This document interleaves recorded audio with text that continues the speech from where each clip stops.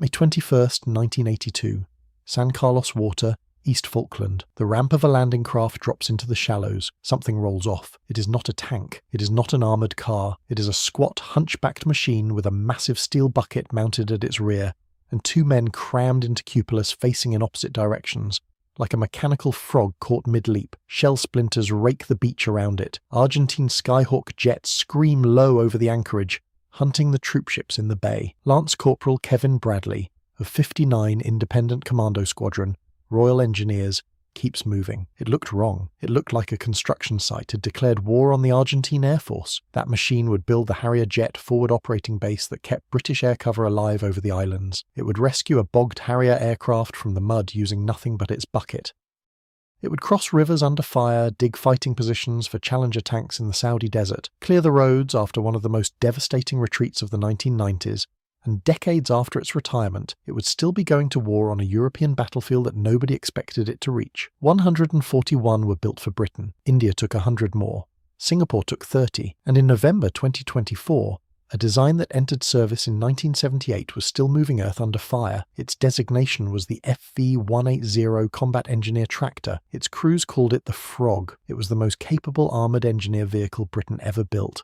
And almost nobody has heard of it. To understand why the Frog existed, you need to understand the problem Britain faced in 1962. The British Army of the Rhine was posted to defend the inner German border against the Soviet Third Shock Army. Between the Iron Curtain and Britain's defensive positions ran a series of rivers, the Weser, the Aller, the Leine, the Elbe. In a Warsaw Pact assault, every bridge over those rivers would be destroyed within the first hours of fighting. That was not speculation. It was the assumption from which every BAOR defensive plan was built. The army needed its tanks to cross those rivers. It needed those crossings prepared under fire at pace, by vehicles that could survive the attempt. The existing tools were not enough. The Churchill Armoured Vehicle Royal Engineers and its successors were demolition platforms, not earth movers. The army had bridge layers and assault boats, but no single vehicle that could swim a river under its own power, claw its way up an unimproved enemy riverbank, and immediately dig a fighting position for a tank on the far side. That capability did not exist anywhere in NATO. In 1962, the British General Staff issued a requirement for exactly that machine. It had to be armoured, it had to swim, it had to carry 2 crew under full nuclear, biological and chemical overpressure, it had to fit inside a Hercules transport aircraft, and it had to dig, reliably, faster than anything else in the field. Vickers, GKN and Caterpillar each submitted proposals in 1963. All 3 were rejected. The winning design came from Britain's own military engineering experimental establishment at Christchurch on the south coast. Britain, France and West Germany signed a joint development agreement. France pulled out in 1968. Germany pulled out in 1970. Both wanted something heavier, better protected and less reliant on amphibious performance. Britain pressed on alone. 2 prototypes were built by the Royal Ordnance Factory at Leeds in 1968, powered by a Cummins engine producing 350 brake horsepower. 7 pre-production vehicles followed between January 1973 and February 1974. After trials at Hohn in West Germany, which exposed problems with buoyancy and the front running wheel, the vehicle was accepted for service in July 1975. Full production began at the Royal Ordnance Factory Nottingham in 1977. The first production Frog entered British Army service in May 1978. What came off that line was unlike anything else in the Alliance. It weighed 17.5 tons. It was powered by a Rolls-Royce 6-cylinder turbocharged diesel, producing 320 brake horsepower, driving it to 56 km per hour on land. But its defining capability was water. 2 Dowty water impellers, one on each side of the hull, drove it through the current at 8.5 knots. Not waded, not ferried, swam under its own power, with both crews sealed inside under full overpressure protection. The bucket at the rear was cast of light alloy with a steel cutting edge and 10 steel tines, 2 cubic yards in capacity and nearly 3 meters wide. It could move 180 cubic meters of earth per hour in good ground. A single Frog could excavate a full tank fighting position in under an hour. It could fill a bomb crater in minutes. It could shape an unimproved riverbank into a workable bridge approach faster than any other vehicle in the Royal Engineers inventory. The most extraordinary feature was the driving arrangement. 2 men, 2 cupolas, facing opposite directions. Each station had a full set of controls: steering, throttle, brakes, transmission.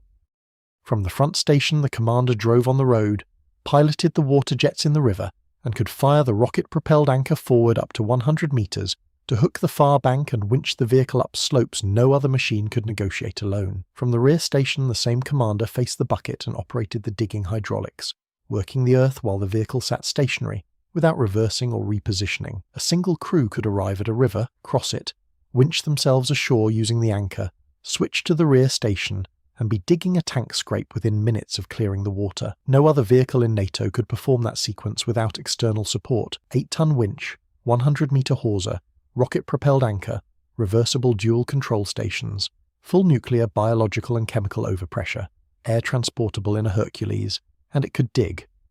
Now before we move into where this machine actually fought, if you are following this deep dive into British military engineering, hit subscribe. It takes 1 second and costs nothing, and it keeps this channel alive. May 21, 1982, San Carlos Water. Lance Corporal Bradley's Frog, registration 01FD58, was the first tracked engineering vehicle ashore at Blue Beach. Argentine airstrikes hit the anchorage within hours of the landing. Skyhawks came in low, attacking the ships in the bay, and the beach was a controlled chaos of men, equipment and incoming fire. Bradley's machine kept working. His first major task was the construction of a Harrier forward operating base above Port San Carlos in the Verde Mountains. Named Sid's Strip, it was a forward surface of interlocked metal planking and trackway that had to be levelled, compacted, drained and completed fast enough to bring the Sea Harriers and Harrier GR3s off their carriers and onto the ground closer to the battle. The strip was operational by June 2nd, 1982. It kept British air cover alive during the most critical phase of the campaign. Then, on the strip itself, a Harrier GR3 from No. 1 Fighter Squadron slipped off the planking while taxiing to refuel, burying its nose gear deep in the mud beside the surface. There was no aircraft lifting equipment on the island. Bradley positioned his Frog on one side. An Alice Chalmers front-end loader was brought up on the other. A stowage strap was rigged between the two buckets. Together, the two vehicles lifted the nose of the aircraft clear of the mud and back onto the planking. A jet aircraft, recovered by a sapper's bucket. The second Frog was not as fortunate.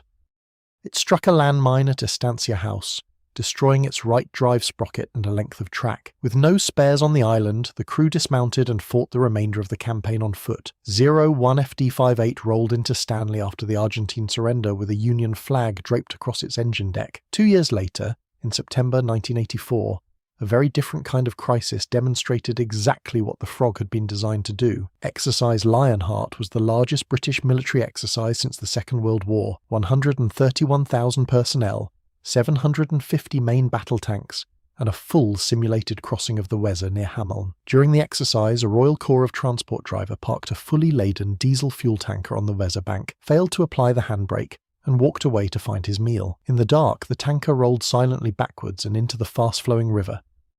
By morning, it was standing upright on the riverbed, fully submerged, a kilometre downstream. 71st Amphibious Engineer Squadron, Royal Engineers, was tasked with recovery. Divers were lowered onto the wreck against the current on lines. To confirm the hull was intact, German authorities were alerted to a potential pollution emergency threatening downstream water supplies. 2 Frogs worked partially in the water, building a stone-based recovery ramp from the riverbed up to the bank, while a Royal Electrical and Mechanical Engineers recovery wrecker positioned itself on the closed highway above. By that evening, the tanker was out. The road was reopened. Not 1 litre of diesel had reached the river. It was an extempo, real-world demonstration of exactly the mission the Frog had been designed and built to perform. In 1991, the Frog went to war in the desert. Deployed with 32nd Armoured Engineer Regiment as part of the 1st Armoured Division on Operation Granby, the Frog's primary task was breaching the earthen berms and anti-tank ditches along the Iraq and Kuwait border. The berms stood nearly 2 metres high and ran continuously across the advance routes. Against Challenger 1 tanks moving at combat pace, a delay of minutes at an unbreached berm was a tactical crisis. The Frogs cut through those berms one after another, building ramps, filling ditches and moving forward. After the ceasefire, they were put to a grimmer task. Highway 80, the road from Basra north into Iraq, had become one of the most horrifying stretches of ground from the entire conflict. Coalition airstrikes had caught the retreating Iraqi army in column on the open desert road. The Frogs worked the wreckage for days, pushing destroyed vehicles, abandoned artillery pieces, and the debris of catastrophic defeat off the carriageway and into roadside clearance lines. Highway 80 was reopened as a coalition main supply route. Between 1993 and 1997, Frogs served in Bosnia and the former Yugoslavia under United Nations and NATO commands, attached at various points to the Coldstream Guards, the Cheshire Regiment, and units of 22nd, 32nd and 38 Engineer Regiments. The work was engineering rather than combat, widening mountain tracks too narrow for aid convoys, clearing roadblocks on routes that were the only lifeline for the civilian population, repairing the flood damage that blocked the roads every winter. Lance Corporal Ewan Clark of 26, Armoured Engineer Squadron, recalls one particular descent off Mount Igman. His Frog was towing a broken-down second vehicle on a 5-ton tow line down a series of hairpin roads when the line snapped. He heard his commander's voice through the headset, calm as anything. "Don't look now, Ewan, but the other Frog's overtaking us." The runaway vehicle, rolling free down the mountain slope, had built enough momentum to pull level with the towing vehicle on the other side of the road. Clark manoeuvred in front of it, blocked its path, and slowed it to a stop. Then the crew called for a recovery team, still laughing. That vehicle was recovered without injury to anyone aboard or nearby. On paper, the American M9 Armoured Combat Earthmover, which entered service in 1986, looked like a serious rival. Lighter, cheaper, simpler, one crew, bulldozer and scraper configuration, and originally rated as amphibious at 3 miles per hour. In practice, the United States Army later stripped the swim capability from the M9 entirely, because it was too marginal and too difficult to maintain in the field. The Frog swam at 8.5 knots. The M9 could barely float. The Soviet IMR-2 was a different category of machine entirely. Built on a T-72 tank hull, it weighed 44 tons, required 3 crew, and carried a telescopic crane alongside its dozer blade. It was designed to bulldoze through the aftermath of nuclear strikes, as it proved at Chernobyl in 1986. It could not swim. It could not dig a fighting position at the speed the Frog could. It was a clearance machine, built for destruction, not for river crossings. West Germany's Pioneer Panzer II, the Dax, entered service in 1989, 11 years after the Frog. It weighed 43 tons, sat on a Leopard 1 tank chassis, and carried a fixed telescopic excavator arm rather than a reversible bucket. No swimming capability, 3 crew, a formidable obstacle clearing and demolition tool, but not a river crossing vehicle. Only the Frog combined full amphibious swim propulsion under its own water jets, a genuine excavator-grade bucket, a rocket-propelled self-recovery anchor, reversible dual control stations, and full nuclear, biological and chemical crew protection, in a package weighing under 18 tons that would fit inside a Hercules transport aircraft. The Frog was officially retired from British service in 2007. Nothing replaced it immediately. The Terrier armoured digger, contracted in July 2002 for £350 million and built by BAE Systems, entered service only in 2013, leaving a 6-year gap in the Royal Engineers' assault crossing capability. 60 Terriers were delivered to the British Army and Royal Marines. The Frog survived elsewhere. India operated approximately 100, delivered between 1988 and 1990. Singapore operated 30, delivered between 1993 and 1995, and only began replacing them in January 2025. Multiple examples are preserved in Britain, including at the Norfolk Tank Museum and the Castle and Regimental Museum in Monmouth. Many more passed into private ownership and regularly change hands today for between £15,000 and £21,000, and in November 2024, combat engineer tractors were documented operating with the Ukrainian 3rd Assault Brigade in the Kursk region, going to war on the European continent for the first time, nearly half a century after the first production vehicle rolled out of Nottingham. May 21, 1982, San Carlos Water. A squat, hunchbacked machine rolls off a landing craft ramp into the shallows of an inlet that history had not yet decided what to make of. It had no main armament, its armour stopped small arms fire and nothing heavier. Its commercial off-the-shelf hydraulic components broke more often than its crews wished to admit. Its reliability in the field depended entirely on Royal Electrical and Mechanical Engineers fitters, who earned no glory for keeping it running. Its swimming speed was just fast enough to matter and just slow enough to frighten the crew crossing a river under fire. Its rocket-propelled anchor, on at least one recorded occasion during a demonstration, broke free of its housing, rocketed off into the empty sky still burning, and landed somewhere in a field with a great deal of explaining to follow. And yet, it worked. In the Falkland Islands, 8,000 miles from home, with no spares and no support.